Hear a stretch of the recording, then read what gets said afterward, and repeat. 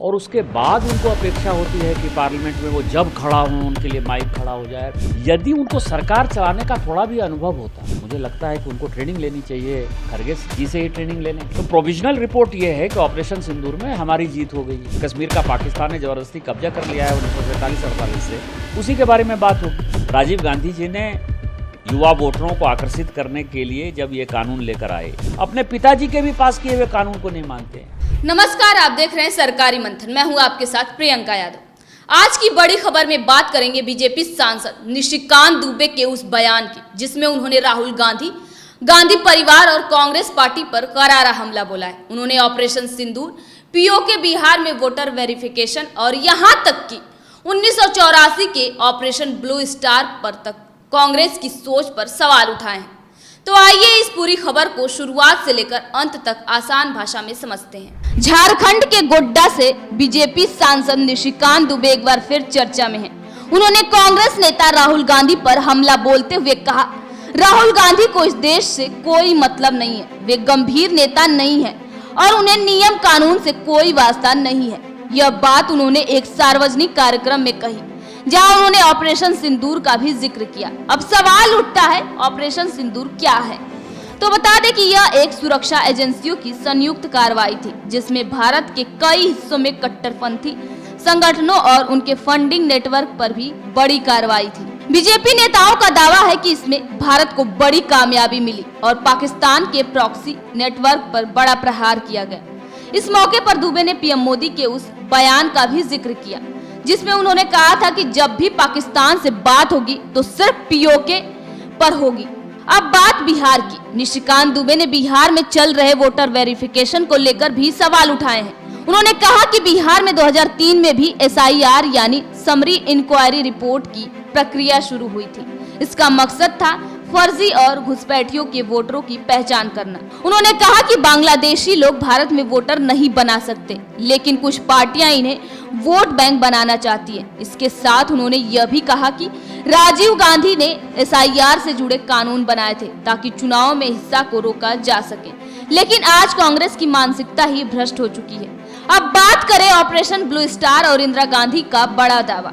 निशिकांत दुबे ने गांधी परिवार पर बड़ा हमला करते हुए कहा कि एक पुराना पत्र शेयर किया जो इंदिरा गांधी और ब्रिटिश प्रधानमंत्री मार्गरेट थैचर के बीच हुआ था। उन्होंने कहा कि ऑपरेशन ब्लू स्टार के लिए इंदिरा गांधी ने ब्रिटिश सेना से मदद ली थी और इसके बाद उन्होंने अपनी आंतरिक समस्याओं को थैचर के साथ शेयर किया। उन्होंने सवाल किया, क्या कोई देश जो खुद को संप्रभु कहता है अपनी आंतरिक समस्याएं किसी विदेशी प्रधानमंत्री से साझा करता है? विदेशी सैनिकों ने अपने देश के निहत्थे लोगों को मरवाना किस तरह की रणनीति है? आपको बता दें कि निशिकांत दुबे ने मीडिया से बातचीत करते हुए कहा कि राहुल गांधी को न देश से मतलब है न संविधान से और कांग्रेस अब विदेशी सोच से देश चला रही है। डिस्कशन शुरू होने वाला है, 28 तारीख का टाइम दिया गया है, लेकिन उसी बीच राहुल गांधी का एक बयान आता है। उनका कहना है कि ऑपरेशन सिंदूर तो चल रहा है, ऐसा गवर्नमेंट कह रही है, लेकिन ऑपरेशन सिंदूर चल रहा है और जीत कैसे डिक्लेयर कर सकते, हम जीत गए हैं।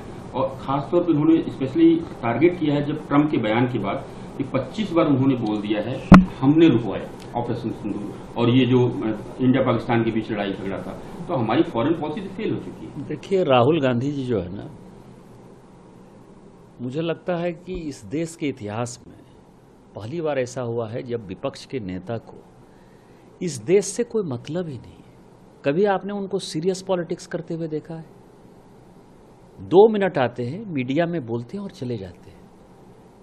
कई एक ऐसे सेशन है जिसमें कि उनकी अटेंडेंस 0 है और उसके बाद उनको अपेक्षा होती है कि पार्लियामेंट में वो जब खड़ा हो उनके लिए माइक खड़ा हो जाए। पार्लियामेंट में आपको पता है एथिक्स है, रूल 349 है, वो ये कहता है कि आप बोलकर तुरंत बाहर नहीं जा सकते, आपको यदि बोलना है तो वहाँ बैठना है।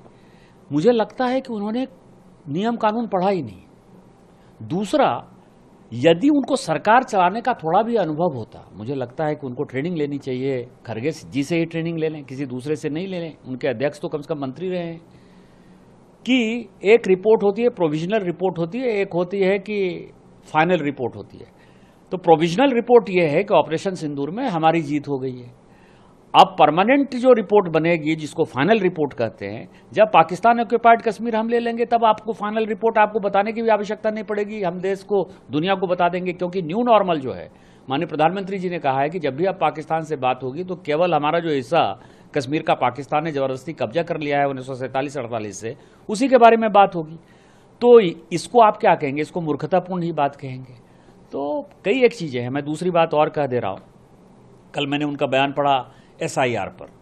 अब आप समझें कि ये कानून जब 21 साल से 18 साल राजीव गांधी जी ने युवा वोटरों को आकर्षित करने के लिए जब ये कानून लेकर आए, उसमें उन्होंने जो है स्पेशल इंटेंसिव रिवीजन का जो है खुद का प्रोविजन किया। ये पार्लियामेंट में माननीय राजीव गांधी जी का पास किया हुआ कानून है, अपने पिताजी के भी पास किए हुए कानून को नहीं मानते हैं।